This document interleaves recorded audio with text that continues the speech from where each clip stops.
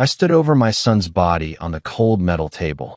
The official police report said he died in a violent shootout.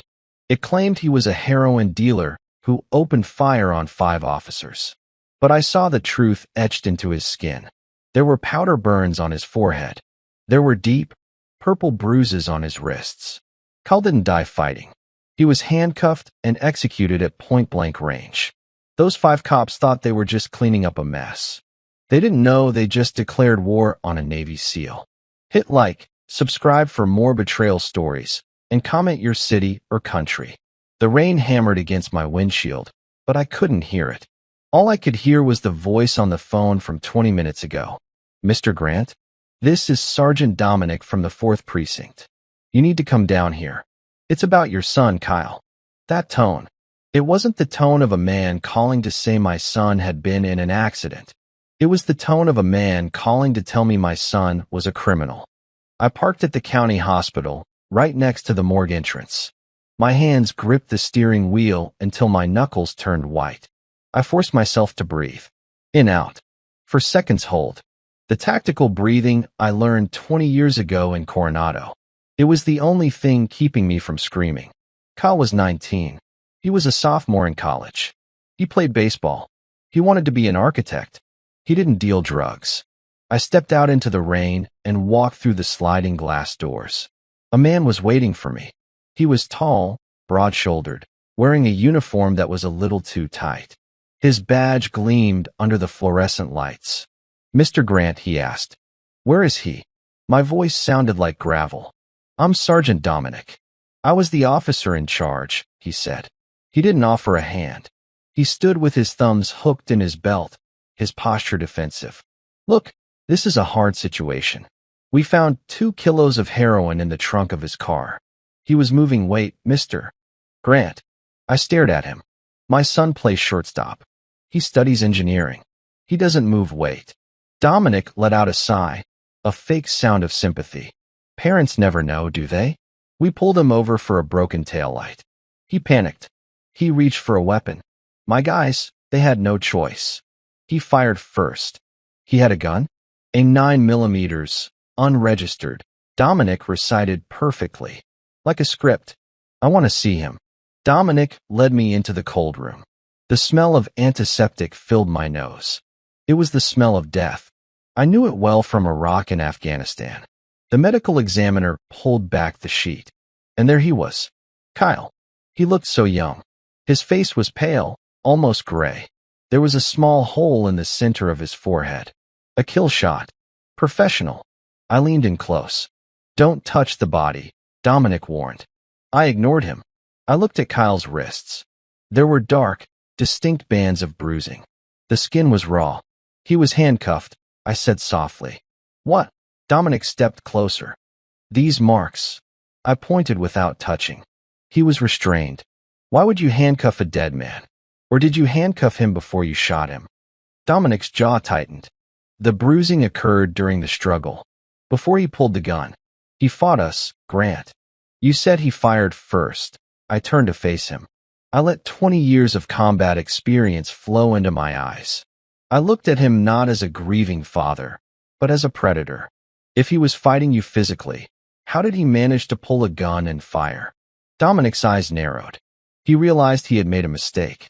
It happened fast. Look, I know you're hurting, but your son was a criminal. The sooner you accept that, the sooner you can move on. Move on, I repeated. Yeah, we're closing the case. Justified use of force. I looked back at Kyle one last time. I memorized the powder burns on his forehead. That meant the gun was fired from less than 2 feet away. I need his personal effects, I said. His phone. The car. The car is evidence, Dominic said quickly. The phone too. It's all being processed. I walked out of that room. I knew if I looked at Dominic for one more second, I would snap his neck right there. And I couldn't do that. Not yet. He said my guys. That meant there were more of them. Driving home was the hardest thing I have ever done. I had to go tell Eliza. She was waiting on the porch. She saw my truck pull in, and she knew. She saw my face, and she collapsed. I caught her before she hit the wet concrete. We sat there in the rain, my arms around her, her screams echoing through the quiet neighborhood. They said he had drugs. I whispered to her later, inside the house. They said he had a gun. Kyle, she looked at me, her eyes red. Grant, he was afraid of spiders. He didn't have a gun. You know he didn't. I know, I said. I waited until Eliza finally fell asleep from exhaustion. It was 3 a.m. The house was silent. I went down to the basement. I moved the old workbench aside and pulled up the loose floorboard in the corner. Beneath it was a heavy, black Pelican case. I hadn't opened it in 8 years. I popped the latches. Click, click. Inside was my past. ASIG Sauer P226. A tactical knife. A few stacks of cash. Dominic thought he had covered his tracks. He thought he could intimidate me with a badge. But he made one critical error. He didn't check who Kyle's father was. I put the gun in my waistband and grabbed my keys. I needed to see the car. Dominic said it was evidence, which meant it was at the impound lot. I drove through the dark streets. I parked 3 blocks away from the city impound and moved through the shadows. I reached the chain-link fence and cut through it in 10 seconds. I found Kyle's sedan in the back row, taped off with yellow police tape. I shone my small tactical light through the window. The interior was torn apart. The seats were slashed. They had been looking for something. But then I saw it. On the driver's side door panel, there were 3 bullet holes. I traced the angle with my finger. The shots came from outside the car, going in. But the glass was shattered inward. If Kyle had opened the door to shoot, the glass would have been down or broken differently. I opened the door carefully. I looked at the floor mat. There, wedged deep under the brake pedal, was something the investigators had missed. It was a small, silver casing. I picked it up with a handkerchief. It wasn't a 9mm casing. It was a .40 caliber, the standard issue round for the city police department. And it was inside the car, under the pedal, which meant they opened the door, leaned in, and shot him while he was sitting there. My heart slowed down. The grief was still there, but now it had a direction. As I turned to leave, headlights swept across the lot. A patrol car pulled up to the gate. I crouched behind Kyle's car. 2 men got out. I recognized the voices immediately. One was Dominic. You sure you cleaned it all out? Dominic asked. Yes, Sarge. I tossed the whole car. There's nothing left, another voice said. Young. Nervous. That must be the rookie. Better be, Dominic growled. Because the dad, he's got dead eyes. He knows something. If there is a single scrap of evidence left in this car, we are exposed. We should have just arrested the kid, Sarge, the younger voice said. Killing him, it was too much. He saw the drop. Evan. Dominic snapped. He saw the face. We didn't have a choice. Now shut up and help me pour the gasoline. We're torching the car tonight. Electrical fire. An accident. I froze. They were going to burn the evidence. Right now? And I was standing right in the middle of it. The sharp smell of gasoline filled the night air. It burned my nose, overpowering the scent of rain and wet pavement. I was crouched behind the rear bumper of my son's car, less than 5 feet away from the men who killed him. Hurry up, Dominic hissed. Soak the back seat. I heard the liquid splashing against the upholstery. My hand drifted to the grip of the pistol in my waistband. I could take them. 2 targets. Close range. I had the element of surprise. I could put 2 rounds in Dominic's chest and 1 in Evan's head before the gas can even hit the ground. But I froze. If I killed them now, here, in a police impound lot, I would be the villain. The narrative would be simple. Grieving, unhinged father murders 2 heroes in the line of duty. Kyle's name would never be cleared. The truth would die with them. I needed them to speak before they died. It's done, Evan's voice shook. Light it, Dominic ordered. I heard the distinctive click of a Zippo lighter. I moved. Not toward them, but away. I stayed low, keeping the bulk of the car between me and their line of sight. I moved like a ghost, rolling my feet heel to toe to silence my boots against the gravel. I slipped into the shadows of a tow truck 2 rows over just as a whoosh of air sucked the oxygen out of the lot. An orange glow erupted, lighting up the night. The heat hit my face instantly. "Let's go," Dominic said. "Don't look back." I watched them scramble into their patrol car and speed off, tires spinning on the wet asphalt. I stayed in the shadows, watching my son's car, the last piece of physical evidence, turn into a skeleton of twisted metal and ash. They thought they had destroyed the truth, but I slipped my hand into my pocket and felt the cold brass of the .40 caliber casing. They missed one thing, and that one thing was enough to start a war. The next 3 days were a blur of gray skies and black suits. We buried Kyle on a Tuesday. The service was small. Most of his college friends were too scared to come. Their parents told them to stay away from the drug dealer's funeral. That's what the news was calling him now. The police chief had gone on TV the night before, showing a photo of the heroin they claimed to have found. He called Kyle a danger to the community. I stood by the grave, holding Eliza's hand. She was barely standing. She looked like she had aged 10 years in a week. Her skin was pale, her eyes hollow. She wasn't crying anymore. She was just empty. "Why aren't they here, Grant?" she whispered, looking around the empty cemetery. "Where are our friends?" "People are scared, Elle," I said softly. "Lies travel faster than the truth. It's not fair." She leaned her head on my shoulder. "He was a good boy." "I know." As the priest finished the service, I saw a black sedan pull up to the curb 100 yards away. It wasn't a patrol car, but it had that government tint. Dominic stepped out. He was wearing a dress uniform, white gloves, the whole show. He was followed by another man I hadn't seen before, a massive guy with a shaved head and a neck as thick as a tree trunk. That had to be Ryder. I had seen his name on the police report. They walked toward the grave. The audacity made my blood boil. It was a power move. They were coming to piss on the grave. "Grant," Eliza squeezed my hand. "Is that them?" "Stay behind me," I said. Dominic stopped 5 feet away. He took off his hat and held it to his chest. He looked solemn, respectful. It was a perfect performance. "Mr. Grant." "Mrs. Grant," Dominic said, his voice smooth. "I wanted to pay my respects. Despite the circumstances, it is always a tragedy when a young life is lost." Eliza trembled against me. "Get out of here," she whispered. Dominic ignored her. He looked at me. His eyes were cold, dead sharks swimming in a blue sea. "We heard about the fire at the impound lot. Terrible shame. The investigation is officially closed now. Evidence destroyed. Case closed." He was mocking me. He was telling me he won. "Accidents happen," Ryder grunted. His voice sounded like rocks grinding together. He was staring at Eliza, not me. It was a look of intimidation.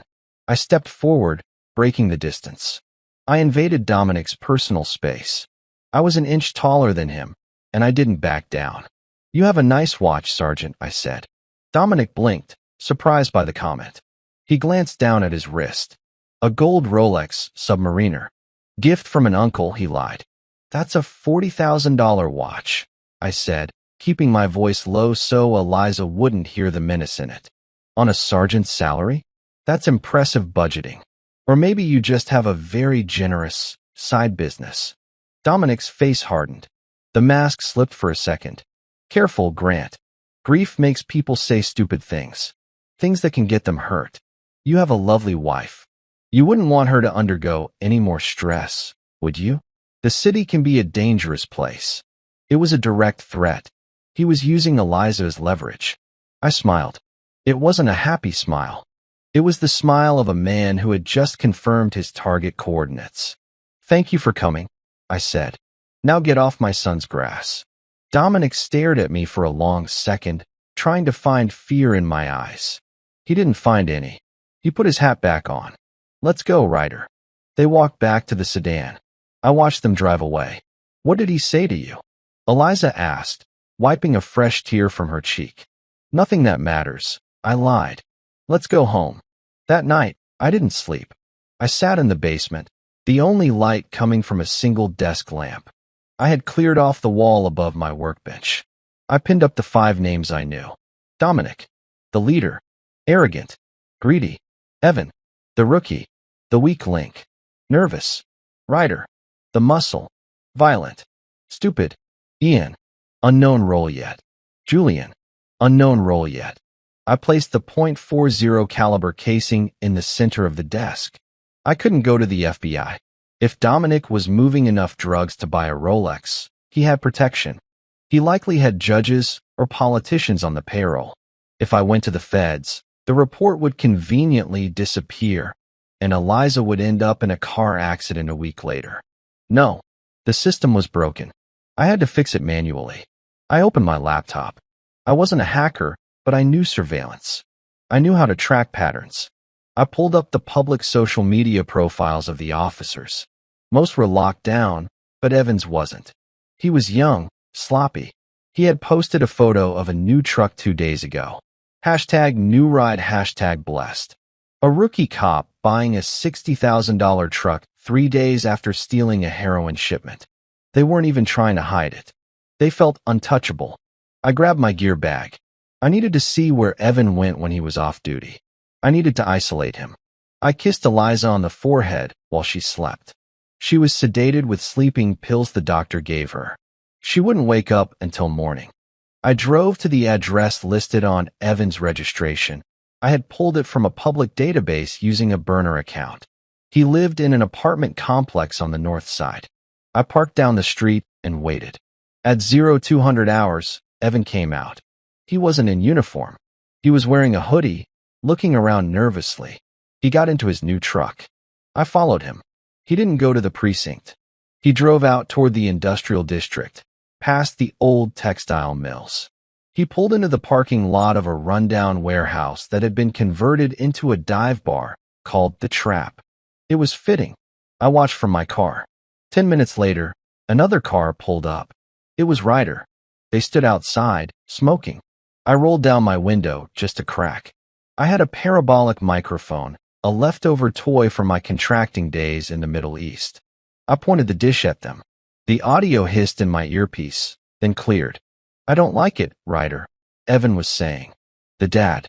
He knows. Did you see his eyes at the cemetery? He's not just some suburban dad." "Shut up, kid," Ryder spat. Dominic handled him. "He's scared. He knows if he talks, the wife gets it. We're safe. Just enjoy the money." "But the shipment," Evan whispered. "The cartel is expecting the full load. We shorted them to sell on the side. If they find out." "They won't," Ryder laughed. "We blamed it on the dead kid. We told the contact that Kyle stole a kilo. It's the perfect cover." My hand tightened on the steering wheel. They hadn't just killed Kyle to cover their tracks. They used his death as an excuse to steal from a cartel. They pinned their own theft on my son's memory. I lowered the microphone. I had heard enough. Evan was the key. He was scared of me. He was scared of the cartel. He was a cracking dam, and I was about to be the sledgehammer. I watched Ryder leave. Evan stayed behind, finishing his cigarette. He was alone. I opened my car door. I didn't bring a gun this time. I didn't need one. Fear was a much stronger weapon than lead. I walked out of the shadows, straight toward him. Evan dropped his cigarette. The embers sparked on the wet asphalt as he reached for his hip. It was a reflex, the muscle memory of a cop used to being the one in control. But he was slow. He was clumsy. He was reaching for a weapon because he was terrified, not because he was ready to fight. I didn't run. I didn't shout. I just covered the distance between us in 3 long, silent strides. Before his hand could even touch the grip of his service weapon, I had him. I grabbed his wrist with my left hand, twisting it away from his body until I heard the tendons pop. With my right hand, I slammed his chest, driving him back against the door of his shiny new truck. The impact knocked the wind out of him. He gasped, his eyes wide, staring into mine. "Don't," I whispered. My voice was calm. It was the voice of a man explaining the weather, not a man assaulting a police officer. "If you pull that gun, I will feed it to you." Evan froze. He recognized me. The color drained from his face, leaving him looking sick and pale under the flickering parking lot light. "Grant," he choked out. "Mr. Grant, you can't be here. You're assaulting an officer. I can call it in." "I can't call it in," I challenged him, leaning closer. I could smell the stale beer on his breath. Go ahead. Call Dominic. Tell him I'm here. Tell him I heard you talking about the cartel. Tell him I know you shorted the shipment. Evan's mouth opened, but no sound came out. The threat of arrest died in his throat. He realized I wasn't just a grieving father looking for closure. I was a witness to his felony. I don't know what you're talking about, he stammered, his eyes darting to the side, looking for an exit. Look at me, I commanded. I tightened my grip on his wrist. My son didn't steal your drugs. You stole them, and you killed him to hide the theft. You made my boy the scapegoat for your greed. It wasn't me. Evan blurted out. Tears were forming in his eyes now. He was weak. He was the perfect weak link. I didn't shoot him. I just drove the car. It was Dominic. It was Ryder. They made me do it. But you watched, I said coldly. You watched them execute a 19-year-old boy. You watched them plant the gun. And you took your cut of the money to buy this truck. I released his wrist and stepped back, giving him space. It was a calculated risk. I wanted to see what he would do. Evan rubbed his wrist, breathing heavily. He looked at his gun, then at me. He didn't draw it. He knew he couldn't win. What do you want? He whispered. Money? I can give you money. I have cash. I don't want your blood money, I said. I want the truth. And you're going to give it to me. I can't. He shook his head violently. Dominic will kill me. You don't know him. He's crazy. And the people we deal with, the cartel, they'll skin me alive. They will, I agreed. If they find out you stole from them. Imagine what happens if I make an anonymous call to your cartel contacts. Imagine if I tell them Officer Evan is the one who skimmed the product. Evan looked like he was going to vomit. He was trapped between a Navy SEAL and a drug cartel. It was a hell of his own making. I'm going to ask you one question, I said. Where is the rest of the shipment? You said you shorted them. Where's the stash? Evan hesitated. I took one step forward, and he flinched. The cabin, he screamed. Dominic has a cabin. Up near the lake. Lakeview Drive. It's in the floorboards. That's where we keep the emergency fund and the extra product. Just don't tell them. Please. I memorized the location. Lakeview Drive. Go home, Evan, I said. And if you tell Dominic we had this conversation, I won't call the cartel. I'll come back here. And next time, I won't be this polite. I turned and walked away into the darkness. I didn't look back. I heard Evan scrambling into his truck, the engine roaring as he sped away. He was terrified. Paranoia would set in tonight. He would look at Dominic and wonder if the sergeant knew. He would look at Ryder and wonder if he was next. I had planted the seed of chaos. Now I just had to water it. The next morning, I drove out to Lakeview Drive. It was a secluded area, thick with pine trees and winding dirt roads. Perfect for hiding secrets. I parked my truck a mile away and hiked in through the woods. I was wearing my old camouflage hunting gear. I blended in with the foliage, moving slowly, stopping every few yards to listen. I found the cabin. It was small, wooden, with a wraparound porch. There was a black SUV parked out front. Dominic's SUV. I pulled out my binoculars. Through the front window, I could see movement. Dominic was there, and so was Ryder. They were arguing. I crept closer, moving to the edge of the tree line, about 50 yards from the house. I couldn't hear them through the glass, but their body language was clear. Dominic was pacing. Ryder was slamming his hand on the table. Something was wrong in their paradise. Then, a third car pulled up. It was a silver sedan. A man in a sharp, gray suit stepped out. He didn't look like a cop. He looked like a lawyer or a banker. He carried a briefcase. Dominic came out to the porch to greet him. They shook hands, but it wasn't friendly. It was stiff. Who was the suit? I whispered to myself. I needed to get closer. I needed audio. I waited until they went inside. I crawled on my stomach through the tall grass, inching my way toward the crawl space under the porch. The ground was wet and cold, soaking through my clothes, but I didn't feel it. I was in the zone. I reached the lattice skirting of the porch and used my knife to silently pry a section loose.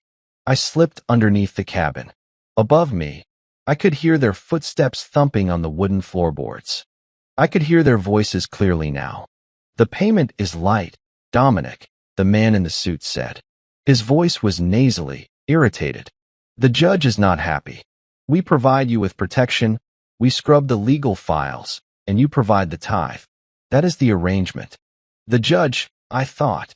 So it goes that high. We had overhead, Dominic's voice rumbled. The situation with the kid. We had to pay off the coroner to look the other way on the bruising. We had to grease the evidence locker guy. It costs money to cover a murder, Julian. That was your mess. The suit, Julian snapped. You were sloppy. The judge doesn't pay for your incompetence. He wants the full $50,000 by Friday. Or he pulls the protection. And if he pulls the protection, internal affairs will eat you alive. Don't threaten me, Julian, Dominic growled. I know where the judge sleeps. We're in this together. Are we? Julian laughed. You're a street dog, Dominic. The judge is the hand that feeds you. Don't bite it. Friday. Or you're on your own. I heard the scraping of a chair, then footsteps leaving. The front door opened and closed. The silver sedan drove away. I lay there in the dirt, my heart pounding. This was bigger than 5 dirty cops. This was a network. A judge. A coroner. A system designed to protect the guilty and bury the innocent. What do we do, boss? Ryder asked from above. We squeeze, Dominic said. We need cash fast. Tell Evan to push the street dealers. Hard. I don't care who gets hurt. We need that money by Friday. Evan is acting weird, Ryder noted. He's jumping at shadows. Think he's cracking. There was a long silence.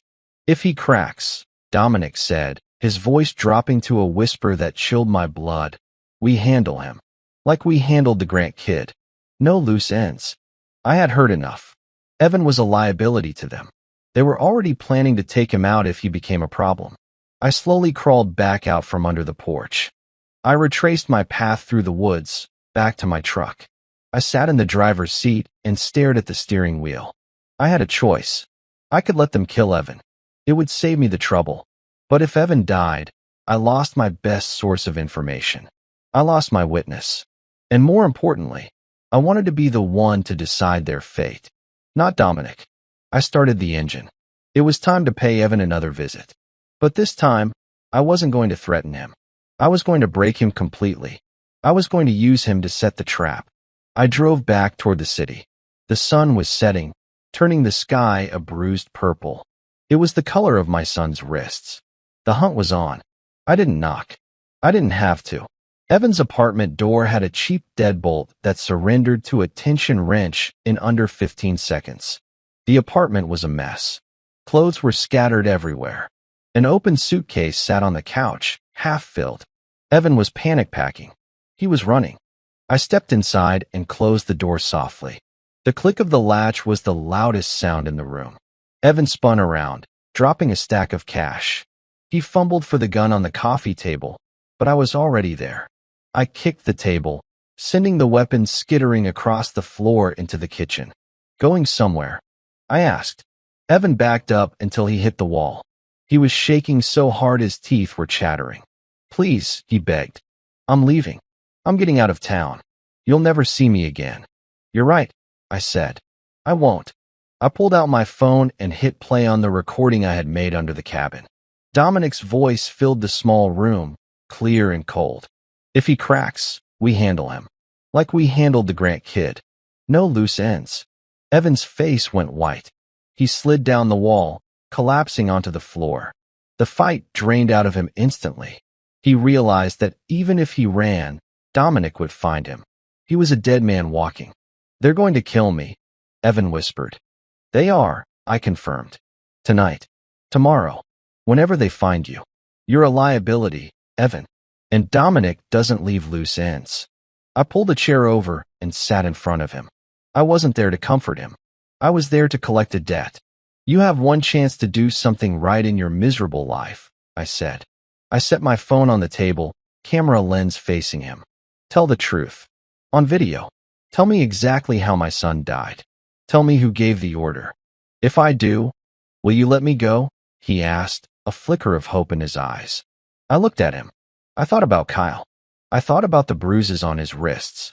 I thought about the fear my son must have felt in those final seconds while Evan stood by and watched. "Start talking," I said, avoiding the question. Evan took a breath. He looked into the lens. It was a routine stop at first, but we saw the bag in the back. Cash. A lot of it. It wasn't Kyle's. We found out later he had just cashed a scholarship check and sold his old car. He had $6,000 in cash. "Go on," I said. Dominic got greedy. He said we could take it. Said no one would believe a kid over a sergeant. But Kyle, he fought back. He said he was calling the station. He started dialing. Evan began to sob. Dominic panicked. He nodded at Ryder. Ryder held the kid down. Dominic put the gun to his head. He said, "This is how we learn." And he pulled the trigger. My knuckles turned white. It wasn't a drug deal gone wrong. It was a robbery. A robbery over $6,000. My son died for the price of a used Honda. And the heroin? I asked. Planted. Evan wept. We keep a stash for busts like that. To justify the shooting. We handcuffed him after. To make sure he didn't move while we staged the scene. Then we took the handcuffs off before the CSI got there. But we left the marks. Good, I said. I stopped the recording. I uploaded the video to an encrypted cloud server instantly. The truth was safe. I stood up. Okay. Evan wiped his face. I told you. Now let me go. I'll disappear. I reached into my pocket and pulled out a small plastic bag. Inside was a syringe and a vial of high-grade heroin, the same brand they claimed Kyle was selling. I had acquired it from a dealer 2 streets over on my way here. "You're not going anywhere, Evan," I said. Evan's eyes widened. "You said," I said I wanted the truth. "I got it." I moved toward him. "You watched my son die. You watched them plant the drugs. You took a cut of the money. You were just as guilty as the man who pulled the trigger." "No. Grant, please." He tried to scramble away, but I was on him. I didn't strike him. I used a chokehold, cutting off the blood flow to his brain. It took 6 seconds for him to go limp. He wasn't dead, just unconscious. I staged the scene perfectly. I placed him on the couch. I prepared the needle. I injected the heroin into his arm, between his toes to make it look like he was hiding his habit. It was a lethal dose. I took the gun from the kitchen and wiped my prints, then pressed his fingers against it and placed it on the floor near his hand. Then, I took the remaining heroin and scattered it on the table next to a bottle of whiskey. When the police found him, it would look like the guilt got to him. The rookie cop, stressed out, relapsed and overdosed. Dominic would think Evan cracked under the pressure and accidentally killed himself. It would drive Dominic crazy wondering if Evan talked to anyone before he died. I looked at Evan one last time. His breathing was slowing down. Shallow. Rattling. "Rest in peace," I said, though I didn't mean it. I walked out of the apartment and locked the door behind me. One down. For to go? The morning news confirmed it. Tragedy in the 4th precinct. Rookie officer Evan Miller was found dead in his apartment last night. Preliminary reports suggest an accidental overdose. Police Chief Morgan stated that the stress of the job often takes a toll on our young heroes. I turned off the TV. Dominic had bought the lie. He thought Evan had cracked under the guilt and relapsed. He would be relieved. He thought his loose end had tied itself up. He would be celebrating tonight, thinking the danger was over. But I was just getting started. However, one thing Evan said was gnawing at me. He saw the drop. He saw the face. Why was Kyle there? Why was my son, an engineering student who spent his weekends studying or playing baseball, at a remote industrial park at 2 a.m. on a Tuesday? It didn't make sense. Kyle was smart. He wouldn't just stumble into a drug deal. I went into Kyle's bedroom. It was exactly as he left it. His baseball glove on the dresser. His textbooks stacked on the desk. It smelled like his cologne and old paper. It was a sanctuary of a life cut short. I sat at his desk. I needed to know what Kyle was doing that night. The police had taken his phone and his laptop as evidence. I knew I'd never see those again. They probably drilled holes in the hard drives the second they got them. But Kyle was an engineer. He built his own gaming PC. He was paranoid about losing his data for school projects. I looked at the massive computer tower sitting under his desk. The cops had taken the laptop, but they left the desktop. They probably thought it was just a toy. I powered it up. Locked. I tried his birthday. Incorrect. I tried his mom's birthday. Incorrect. I closed my eyes and thought about him. What mattered to him? I typed in Semper Fi. Access granted. My chest tightened. He used the Marine Corps motto. He looked up to me. He wanted to be like me. I started digging through his files. School papers, blueprints, games. Nothing unusual.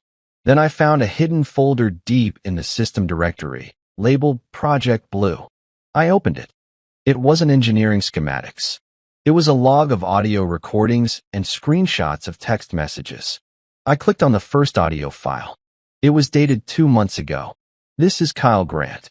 Recording entry 1. I was approached on campus today. A man named Nathaniel. He said he knows my dad. He says he works for internal affairs. He says there are dirty cops in the 4th precinct and they need someone on the inside to spot them.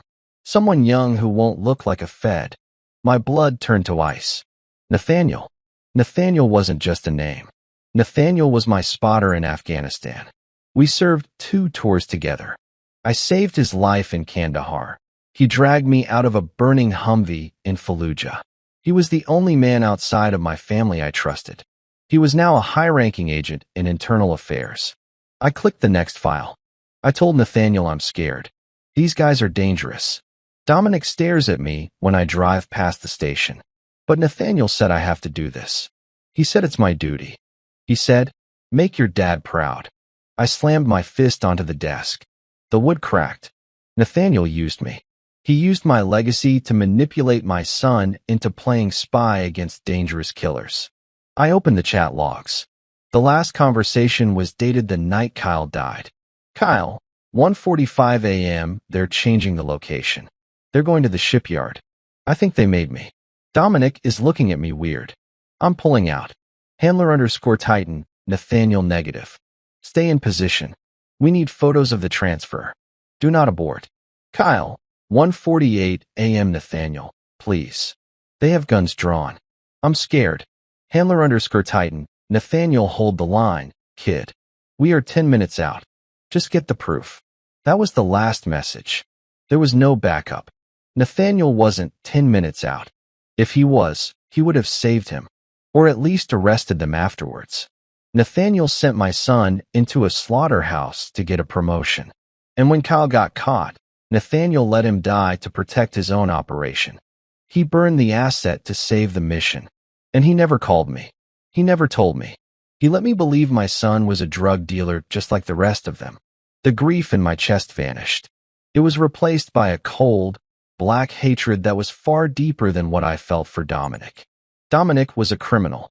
He was a wolf acting like a wolf. But Nathaniel? He was a brother. He was family. And he was the reason my son was dead. My phone buzzed in my pocket. I pulled it out. It was a text message. Sender. Nathaniel Grant, I just heard about Evan Miller. And the fire at the impound. Stay safe, brother. Don't do anything stupid. Let the system handle it. I'm looking into it. I stared at the screen. The audacity. I didn't reply. I put the phone down.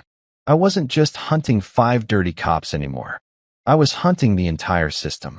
Dominic pulled the trigger, but Nathaniel loaded the gun.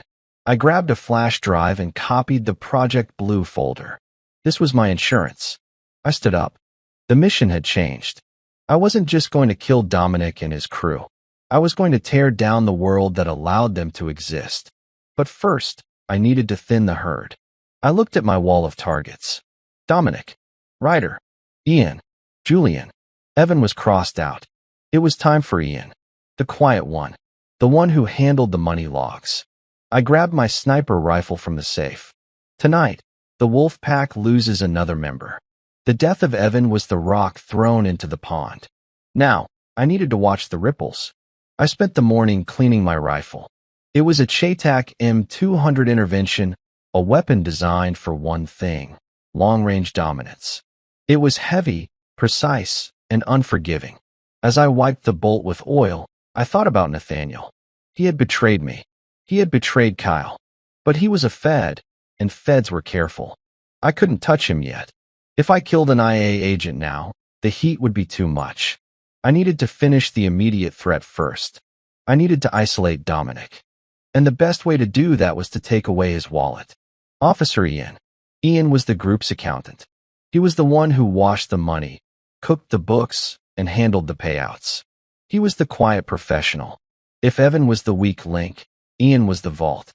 I knew from my surveillance that Ian was paranoid. With Evan dead, Ian would be moving the cash. He wouldn't trust the current hiding spots. He would want to consolidate the funds to make a run for it if things got hot. I drove to a ridge overlooking an old, defunct cement factory on the outskirts of the city. My intel, gathered from tracking Ian's GPS on his personal vehicle, told me this was his safe zone. I hiked 2 miles through the brush to get to my perch. I set up in a dense thicket of scrub oak, draping a ghillie net over my position. I was invisible. I checked the wind. 5 miles per hour, full value from the west. Range, 840 yards. I dialed in the scope. At 1,400 hours, Ian's SUV rolled into the factory yard. He got out. He was carrying 2 large duffel bags. He looked nervous. He kept checking his phone. He wasn't meeting Dominic. He was skimming. I pulled out a burner phone. I had cloned Dominic's number earlier using a brute force software on the laptop. I couldn't listen to his calls, but I could send a message that looked like it came from him. I typed a message to Ian. I know what you're doing. Don't move the money. Through the scope, I watched Ian read the text. He froze. He looked around wildly. He didn't text back. Instead, he threw the bags into the trunk of a different car, a rusted sedan parked in the lot. He was switching vehicles. He was stealing the collective pot. Perfect. Now I needed to send a message to Dominic. I switched the spoofing app to display an unknown number and texted Dominic's real phone. Ian is cutting a deal with internal affairs. He's at the cement factory with the cash. He's leaving you dry. I set the phone down. The trap was set. 10 minutes later, I saw dust rising in the distance. A black cruiser was tearing down the dirt road. Dominic. And he brought Ryder. They screeched into the lot, blocking the exit. Ian was just getting into the driver's seat of the rusted sedan. He saw them and panicked. He locked the doors. Dominic jumped out of his cruiser, gun drawn. He was screaming something, but at this distance, I couldn't hear it. I could see the rage in his body language. He thought Ian was ratting him out to the feds, to Nathaniel. Ryder circled the car, smashing the window with the butt of his shotgun. He dragged Ian out onto the gravel. They were beating him. Dominic was pistol whipping him, screaming about loyalty. I settled my cheek against the stock of the rifle. I didn't want them to kill Ian. If they killed him, they would take the money and leave. They would feel justified. I needed them to be terrified. I shifted the crosshairs. I wasn't aiming for Dominic. Not yet. I aimed for Ian. He was on his knees, blood pouring from his nose, begging Dominic. Dominic had his gun pointed at Ian's head, hesitating. He was shouting, asking where the wire was. I exhaled. The world narrowed down to a single point. Crack. The sound of the shot wouldn't reach them for 2 seconds. But the bullet arrived instantly. It struck Ian in the center of the chest. The impact threw him backward violently, as if he had been kicked by a mule. Dominic and Ryder flinched, ducking behind the car. They didn't know where the shot came from. They looked around wildly. Sniper. I saw Ryder mouth the word. They thought it was the cartel. Or maybe a federal tactical team. Dominic grabbed the duffel bags of money from the trunk. He didn't even check on Ian. He left his man bleeding out in the dust. Self-preservation was the only law they followed. They scrambled back into their cruiser. Ryder fired a few blind shots into the hills with his shotgun, useless at this range. They peeled out, tires spinning, leaving a cloud of dust and a dead partner behind. I watched through the scope until their car disappeared. Ian was motionless. The shot was clean. I dismantled my rifle slowly. 2 down, 3 to go. But more importantly, I had broken their trust. Dominic now believed Ian was a snitch who got taken out by a third party. He didn't know who was hunting them. Was it the cartel? Was it the feds? The uncertainty would make them sloppy. I packed my gear and hiked back to my truck. My phone buzzed. It was a news alert. Gangland violence suspected an execution of off-duty officer. The narrative was holding. But as I drove back toward the city, I realized I had a problem. Ryder. Ryder was the muscle. He was simple-minded, violent, and fiercely loyal to Dominic. But he was also observant in a primal way. He had seen me at the funeral. He had seen the way I looked at them. If Dominic was the brain, Ryder was the fist. And now that they were cornered, the fist was going to start swinging. I pulled into my driveway an hour later. The house was dark. Eliza was staying at her sister's for a few days. I had insisted on it, telling her I needed time alone to process the grief. It was a lie to keep her safe. I walked into the kitchen and poured a glass of water. Then I heard it, the faint crunch of glass under a boot. It came from the living room. I froze. I didn't reach for the gun in my waistband. If they were already inside, they would have the drop on me. "You're good," a deep, gravelly voice said from the shadows. "Taking out Ian from 1,000 yards? That's not cartel. That's military." Ryder stepped into the light of the hallway. He was holding a suppressed pistol. He was huge, filling the frame of the door. "Dominic thinks it's the Mexicans," Ryder grunted. "But I know better. I saw your file, Grant. SEAL Team 4. Sniper. Breacher." He raised the gun, aiming it at my chest. "You should have stayed retired, old man." Ryder stood 10 feet away, the suppressor on his pistol looking like a black finger pointing straight at my heart. He was grinning.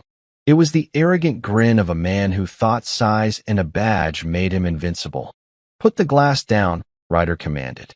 Slowly, I held the heavy crystal tumbler of water in my right hand. My brain was processing tactical solutions at light speed. Distance, 10 feet. Weapon, suppressed Glock 17. Adversary, 6 feet 4 inches, 250 pounds. Heavy muscle but slow. My status, unarmed in hand. Pistol and waistband, 2.5-second draw time. Too slow. "You're making a mistake, Ryder," I said calmly. I didn't put the glass down. I tightened my grip on it. "Dominic doesn't know you're here, does he?" Ryder's grin faltered for a microsecond. "Dominic is losing his nerve. He let you walk away from the cemetery. He let Ian get popped. I'm cleaning up the mess. Once you're dead, I take the credit. I run the crew." "Greed," I said softly. "It always kills the wolf. Say goodnight, SEAL." Ryder tightened his finger on the trigger. I didn't freeze. I exploded. I hurled the heavy glass tumbler with the force of a fastball pitcher. It wasn't aimed at his chest. It was aimed at his face. Ryder flinched, jerking his head to the left as the glass shattered against his cheekbone, spraying water and shards into his eyes. Bang! The gun went off, but the flinch pulled his aim wide. The bullet buried itself in the drywall behind me. I closed the 10-foot gap before the casing hit the floor. I slammed into him like a freight train. My shoulder drove into his solar plexus, knocking the wind out of him. We crashed backward into the hallway wall, shaking the framed photos of Kyle. Ryder was strong, immensely strong. He clubbed me on the back of the neck with the pistol, sending a shockwave of pain down my spine. My knees buckled, but I didn't let go. I grabbed his gun hand, twisting the wrist outward. "Drop it," I roared, driving my knee into his groin. Ryder grunted, a guttural sound of rage. He didn't drop the gun. Instead, he used his massive weight to throw me off. I slid across the hardwood floor, crashing into the kitchen island. Ryder recovered fast. He raised the gun again, blood streaming down his face from the glass cut. I was on the floor. No time to stand. My hand brushed against the dishwasher door. I grabbed the handle of a heavy cast-iron skillet sitting on the drying rack. As Ryder stepped into the kitchen to finish me, I swung the skillet upward with every ounce of rotation I had in my hips. Clang! The iron connected with his wrist. The bone snapped with a sickening crunch. The gun flew out of his hand and skittered under the refrigerator. Ryder screamed, clutching his broken wrist. But he wasn't done.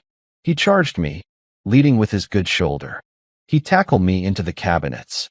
Glass shattered. Plates fell. We were wrestling in a pile of debris.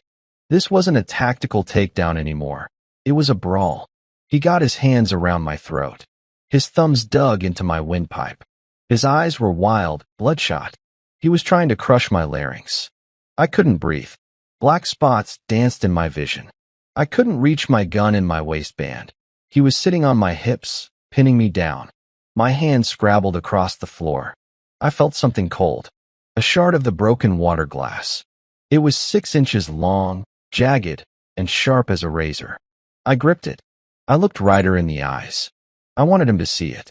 I drove the shard into the side of his neck. Ryder gasped. His grip on my throat loosened instantly. He reached up to his neck, his eyes going wide with shock.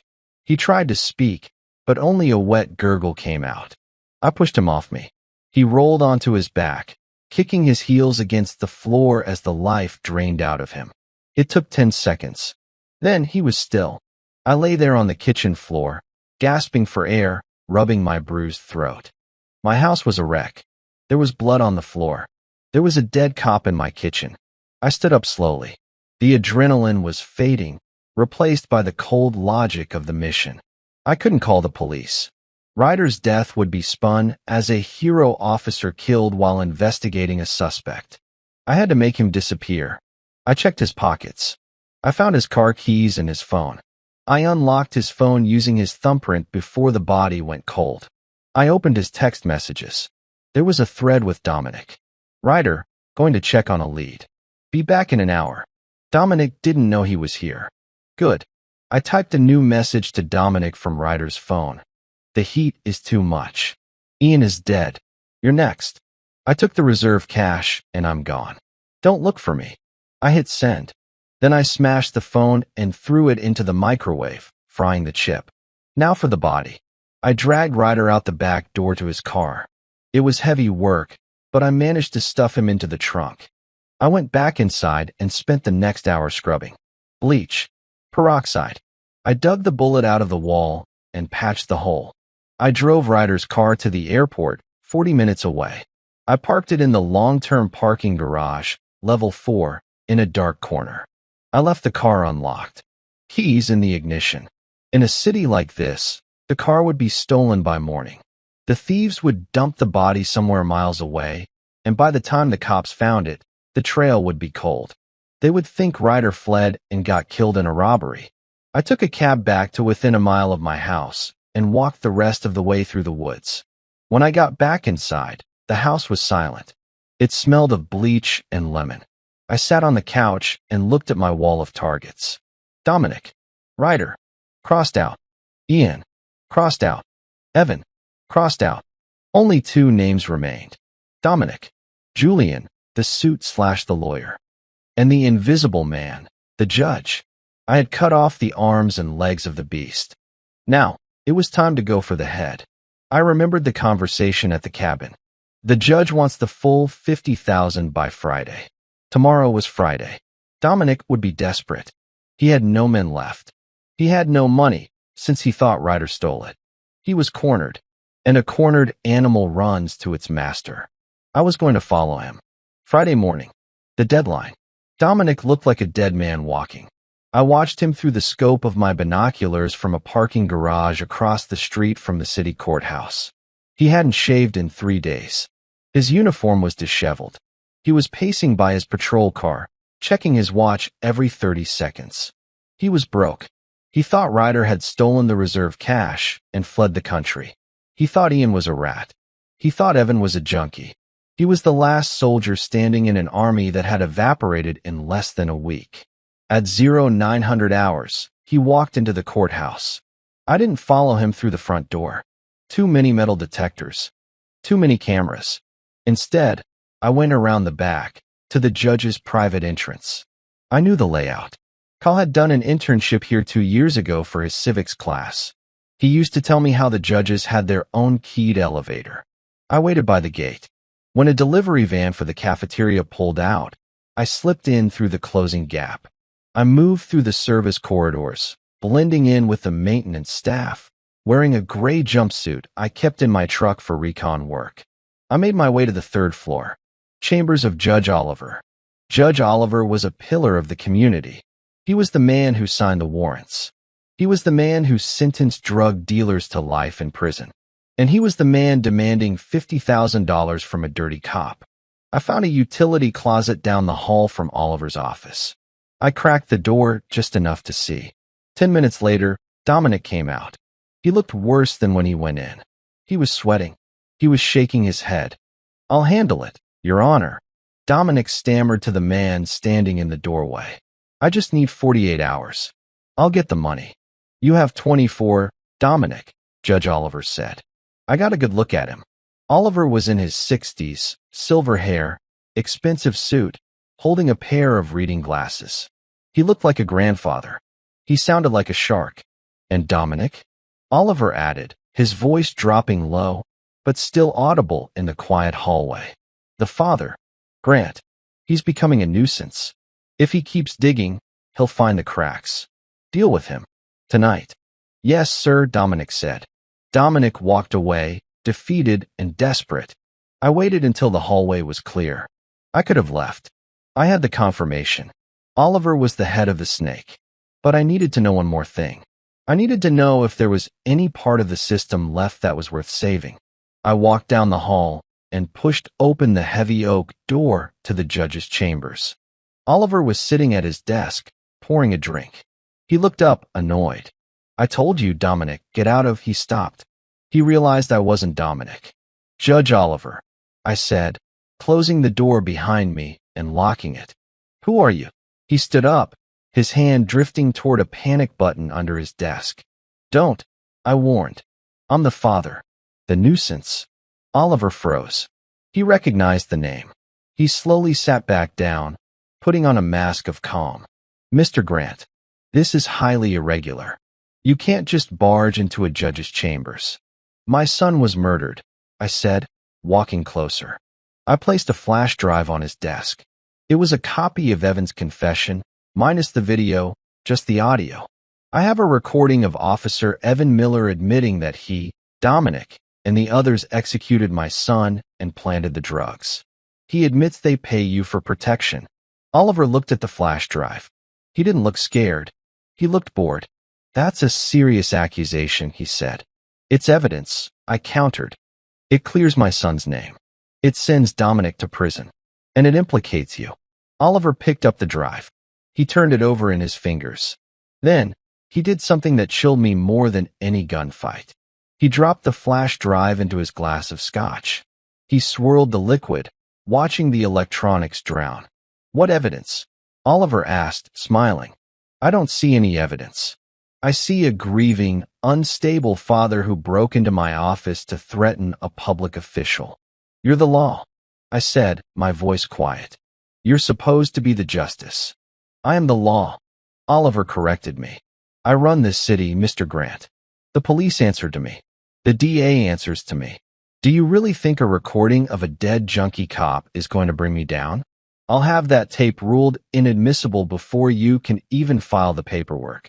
He took a sip of the scotch, right from the glass with the drive in it. "Here is what is going to happen," Oliver said, leaning forward. "You are going to go home. You are going to stop asking questions. Because if you don't, I will sign a warrant for your arrest. I'll have them find heroin in your house. Or maybe your wife's car. Dominic is desperate, Mr. Grant. He'll do anything I tell him to do." He threatened Eliza. That was the moment the last thread of civilization snapped inside me.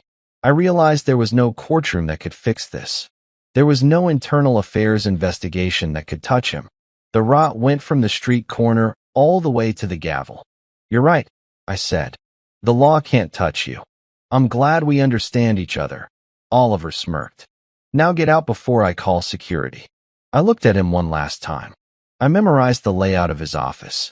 I memorized the view from his window, the abandoned shipyard in the distance. "I'm not going to arrest you, Oliver," I said. "And I'm not going to sue you." "Then what are you going to do?" He laughed. "I'm going to introduce you to the only justice you understand." I turned and walked out. As I left the courthouse, I felt a strange sense of clarity. The mission parameters had shifted. It was no longer a rescue mission for my son's reputation. It was a scorched earth operation. I pulled out my phone. I needed to bring them all together. Dominic, Julian, the lawyer, and Judge Oliver. I needed a kill box. I sent a text to Dominic, using the spoofed number again. But this time, I didn't pretend to be Ian. I didn't pretend to be Ryder. I sent it as myself. Sender, Grant, I have the full recording. I have the ledger. I know about the judge. Meet me at the shipyard tonight at midnight. Alone. Or I upload everything to the FBI, the news, and the cartel. Then I send a message to the judge's private number, which I had spotted on a sticky note on his desk. Sender, unknown, Dominic is flipping. He's meeting Grant at the shipyard tonight to hand over the evidence against you in exchange for immunity. He's selling you out. I was betting on their paranoia. Dominic would come to kill me and destroy the evidence. The judge would come, or send Julian, to ensure Dominic didn't talk. They would all converge on the one place where no one could hear them scream. The shipyard. My son used to love watching the boats there. It was fitting. I drove home and went to the basement. I packed the heavy gear, the night vision, the smoke grenades, the suppressor for the P-226. I wasn't a father anymore. I wasn't a husband. Tonight, I was a SEAL, and I was going to war. Midnight. The abandoned shipyard was a graveyard of rusting steel and forgotten machinery. The fog rolled in off the water, thick and smelling of salt and diesel. It was the perfect kill box. I was perched 40 feet up on the catwalk of a decommissioned crane. I was wearing thermal goggles. Below me, the main loading dock was illuminated by a single, flickering halogen floodlight I had rigged earlier. I checked my gear. My P-226 was suppressed. I had 3 smoke grenades and a combat knife. I wasn't here to negotiate. I was here to close the account. At 11:55 p.m., headlights cut through the fog. Dominic's patrol car rolled onto the concrete slab. He got out, his hand hovering over his holster. He looked frantic, his head snapping left and right, searching the shadows. He was shouting my name, but the wind swallowed his voice. Grant, come out. I have the deal. I have the confession. He was lying. He didn't have anything. He was just trying to draw me out so he could put a bullet in me. 2 minutes later, a black Lincoln Town car glided into the light. This was the variable. The back door opened, and Julian stepped out. He was holding a briefcase. But then, the other door opened. Judge Oliver stepped out. He was wearing a trench coat, looking out of place among the industrial decay. But his arrogance was visible even from 40 feet up. He had come to ensure the job was done. He didn't trust Dominic. I smiled in the darkness. They were all here. The hand, the mouth, and the brain. Where is he? Oliver demanded, his voice echoing off the shipping containers. He's not here yet, Dominic shouted, backing away. But he's coming. He said midnight. You look nervous, Sergeant, Julian sneered, adjusting his glasses. Are you planning to give him the evidence? Or are you planning to kill him? I'm going to end it. Dominic yelled. Just give me the money so I can leave. There is no money, Dominic. Oliver said coldly. You're a liability. You really thought we were going to let you run. Dominic froze. He realized the trap wasn't just for me. It was for him too. You set me up. Dominic reached for his gun. Click. I hit the remote switch in my hand. The single halogen floodlight died. The shipyard plunged into total, suffocating darkness. What the hell? Julian screamed. I dropped the first smoke grenade from the catwalk. It hissed as it hit the concrete, spewing a thick, gray cloud that mixed with the fog. I rappelled down the cable, landing silently on top of a shipping container 10 feet above them. Dominic, put the gun down. Oliver shouted in the dark. Bang, bang. Dominic fired blindly. The muzzle flashes lit up the smoke like strobe lights. I moved. I dropped to the ground behind Julian. He was spinning around, holding his briefcase like a shield. I didn't waste a bullet. I grabbed him by the back of his suit jacket and yanked him into the gap between two containers. No, please. I silenced him with a swift strike to the temple with the butt of my pistol. He crumpled. I zip-tied his hands and feet in seconds. He was the witness. I needed him alive for the very end. Julian. Oliver called out. Julian. He's gone, I whispered. My voice seemed to come from everywhere and nowhere. Grant. Dominic screamed. He was hyperventilating. Show yourself. Face me like a man. You didn't face my son like a man, I replied from the shadows. You handcuffed him. You executed him. I threw a rock to the left. Dominic spun and fired 3 rounds at the noise. Bang, bang, bang. He was emptying his magazine. He was terrified. I circled right. I could see him clearly through my thermal goggles, a glowing orange figure trembling in the cold blue dark. I stepped out of the smoke, 10 feet behind him. Dominic. He spun around, raising his weapon, but I was already moving. I fired 1 round. Uffed. The bullet went through his right shoulder, shattering the joint. Dominic screamed and dropped his gun. He fell to his knees, clutching his arm. I kicked the gun away into the darkness. My arm. You broke my arm, he wailed. I stood over him.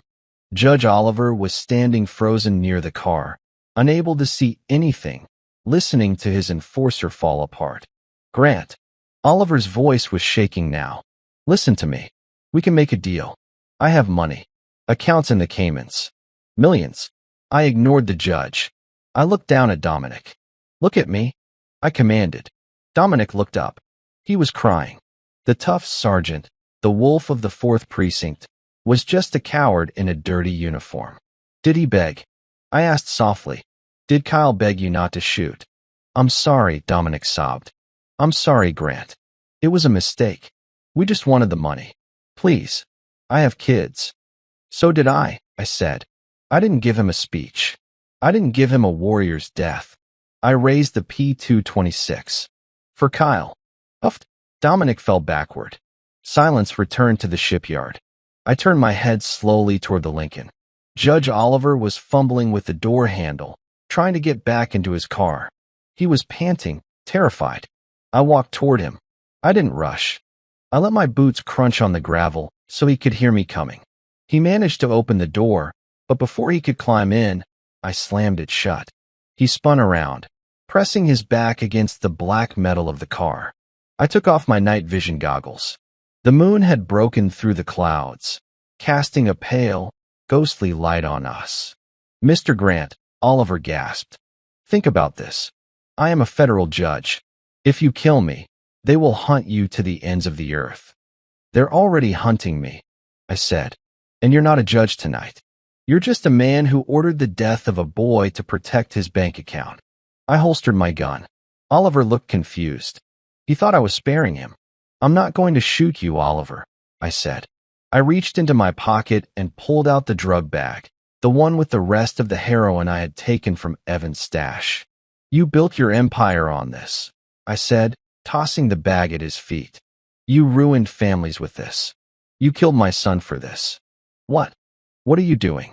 Oliver stammered. I stepped closer, invading his space. Julian is alive. I pointed to the shadows. And he's going to talk. He's going to tell the FBI everything to save his own skin. The money laundering, the hits, the corruption. I'll deny it, Oliver said, trying to regain his composure. It's his word against mine. No, I said, because you won't be here to defend yourself. I grabbed Oliver by the lapels of his expensive trench coat. He tried to fight, but he was an old man who had lived a soft life. I was iron and scar tissue. I dragged him toward the edge of the dock. Below us, the dark water of the harbor churned against the pilings. This ends now, I said. Judge Oliver clawed at my hands, his fingernails digging into my gloves. For a man who wielded the power of life and death from a comfortable leather chair, he had no fight in him when staring into the abyss. Grant, don't, he shrieked, the salt spray hitting his face. I can give you names. I can give you the cartel. Just let me pull you up. I don't want the cartel, I said, my voice steady against the howling wind. I want the father you took from his son. I want the future you stole from my boy. I looked into his eyes. I wanted to see if there was any remorse, any soul. There was nothing but fear and greed. You are the disease, I whispered, and I am the cure. I let go. Oliver screamed as he fell backward into the dark, churning water below. There was a splash, swallowed instantly by the black waves. The current was strong tonight. It would pull him under the docks, trapping him beneath the pilings. By the time they found him, the fish would have done their work. I stepped back from the edge. I didn't feel joy. I didn't feel happy. I felt a heavy, cold silence where the rage used to be. The fire was out. I walked back to the shipping containers. Julian was still there, bound and gagged, eyes wide with terror. He had heard the scream. He knew the judge was gone. I knelt beside him. I took the flash drive, the one containing the evidence of the drug ring and the money laundering. I also took a second drive, the copy of Project Blue that incriminated Nathaniel, the corrupt internal affairs agent who had sent my son to his death. I tucked both drives into Julian's jacket pocket. I pulled down his gag. Please, Julian whimpered. I won't talk. I swear. Oh, you will talk, I said. You're going to talk to everyone. Because if you don't, the cartel will think you stole their money. The only place you're safe is inside a federal prison. I stood up and dialed 911 on a burner phone. Gunfire at the shipyard, I said calmly. Officer down. Massive drug seizure. Ask for the FBI director. Tell him to check Julian's pocket. I crushed the phone and dropped it. I vanished into the fog before the first siren wailed in the distance. The headlines didn't stop for weeks. It was the biggest scandal in the city's history. The body of Sergeant Dominic was found at the shipyard. The body of Judge Oliver washed up 3 days later. Julian, the lawyer, sang like a bird to avoid the death penalty. He gave up everyone. He gave up the corrupt coroner. He gave up the payroll clerks. And he gave up Nathaniel. I watched it from a small diner 2 towns over. The TV showed Nathaniel being led out of his office in handcuffs, his face hidden by a jacket. He was charged with conspiracy, racketeering, and accessory to murder. The brother I once trusted in war would spend the rest of his life in a concrete box. But the most important news came at the end of the broadcast. The police department has issued a formal apology to the family of Kyle Grant. New evidence confirms that Kyle was not involved in drug trafficking, but was, in fact, an innocent victim who attempted to expose corruption. All charges against him have been posthumously dropped. I turned off the TV. I paid my bill and walked out. I didn't go back to the empty house. I couldn't live there anymore. Too many ghosts in the hallway. Too much blood in the kitchen. I drove to the cemetery one last time. The grass was green again. The seasons were changing. Eliza was there. She was kneeling by the headstone, arranging fresh flowers. She looked better. The darkness under her eyes had lifted slightly. She had heard the news. She knew her son was innocent. She knew he died a hero. I didn't walk up to her. I couldn't. I was the one who had brought the violence home.